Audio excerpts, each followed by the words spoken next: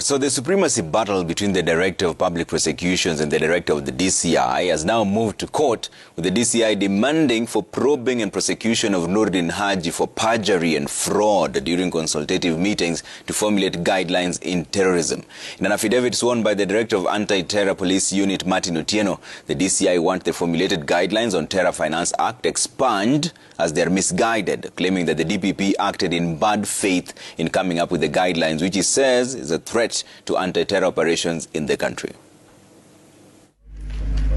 The Director of Criminal Investigation, George Kinoti, has moved to court seeking the arrest and prosecution of Director of Public Prosecutions Kinoti Haji for allegedly violating the chapter on leadership and integrity by allegedly forging documents and nepotism.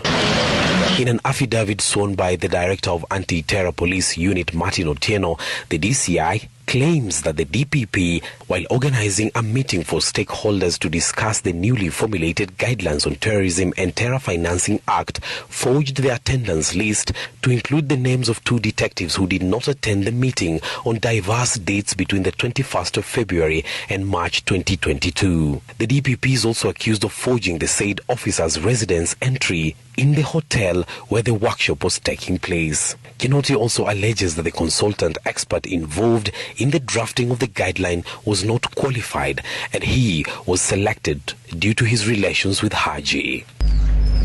The DCI, who wants the guidelines set aside, has raised a number of issues in the guidelines, among them the requirement for declassification of the operation and mode of investigations as provided in the guidelines, which he says is tantamount to exposing police officers to operational risks with far-reaching effects on the safety of the nation and allegedly assisting terror suspects escape the dragnet, cover up evidence and aid in eliminating officers involved in the operations. They say the DPP is hell-bent to seize the mandate of other agencies to the detriment of the best interest of the country. And the DPP, in a terse statement over the standoff between the 2 offices on suspect processing, told the DCI to stop absconding his investigative duties and instead appeal against the High Court ruling directing his office to draft charge sheets.